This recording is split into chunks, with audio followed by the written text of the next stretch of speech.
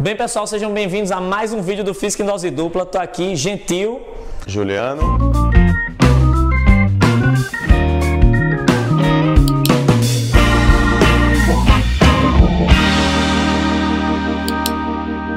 Agora a gente vai falar de trajetória, certo?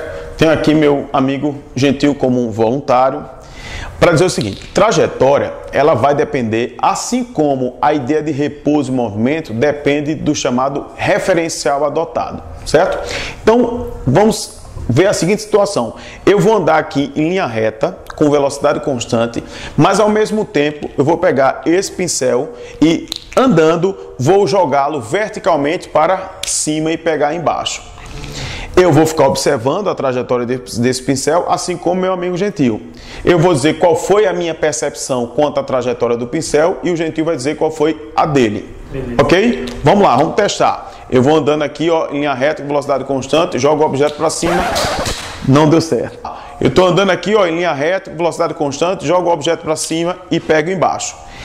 Eu percebi que esse objeto subiu verticalmente e desceu verticalmente.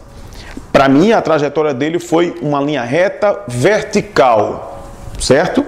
Eu não percebi, por exemplo, que ele foi para frente. Por quê? Porque eu fui também para frente com a mesma velocidade horizontal do pincel. Tanto é que ele saiu aqui da minha mão, subiu, eu mantive a minha mão aqui, ó, ele voltou certinho para ela. O que significa que, horizontalmente, minha mão e o objeto estamos com a mesma velocidade, por isso que ele voltou certinho para a minha mão.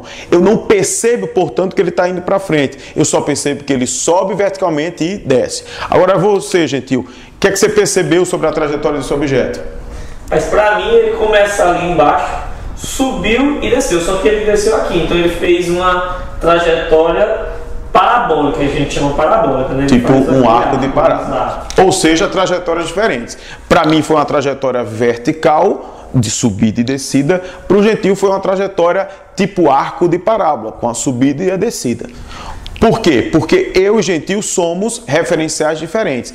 Eu estava andando, acompanhando o movimento do pincel, pelo menos o movimento horizontal, e Gentil não, estava parado, estava em repouso. Tivemos percepções diferentes sobre a trajetória do corpo, confirmando que trajetória realmente depende do referencial adotado. Peraí, Juliano, agora deixa eu ver se eu entendi uma coisa. Quer dizer o seguinte, que se eu estiver dentro do ônibus, mesmo eu parado, sentado na cadeira, e você estiver esperando o ônibus lá fora, e eu fizer isso com o piloto, vai acontecer a mesma coisa? Vai acontecer a mesma coisa. Entendi. Então, exatamente. Eu posso também estar sentado. Está sentado. Mas como o ônibus está andando, então vale também. Vale também. É a mesma coisa. Agora eu estou esperto. Perfeito. Vamos falar de ponto material e corpo extenso. O ponto material seria um corpo cujas dimensões são desprezíveis em relação à distância que ele vai percorrer. Então, isso aí, esse corpo pode ser considerado um ponto material.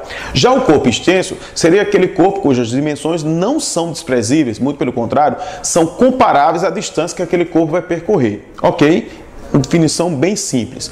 Porém, alguns podem fazer alguma confusão. Às vezes você pode achar um corpo imenso, mas em relação à distância que ele vai percorrer, ele é muito pequeno. E aí vai ser considerado, em nível de cálculo, um ponto material. Exemplo, você imagina aqueles Boeings, aqueles aviões imensos, mas um avião desse vai fazer uma viagem do Rio de Janeiro a Miami, que tem milhares de quilômetros de distância.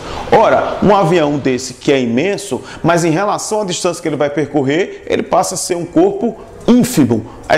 O tamanho dele é absolutamente desprezível comparado a essa distância do Rio de Janeiro a Miami. Então, nessa circunstância, esse Boeing vai ser considerado um ponto material, ok? Agora, se você tem um trem, por exemplo, de 200 metros de comprimento, que vai atravessar uma ponte de 300 metros, ora, 200 metros é um valor comparável a 300 metros, que é o comprimento da ponte.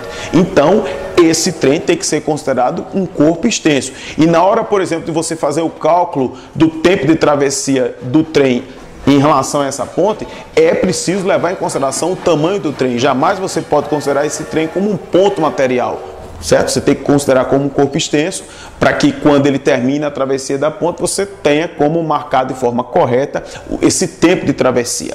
Ok? Valeu, é isso. Obrigado por hoje.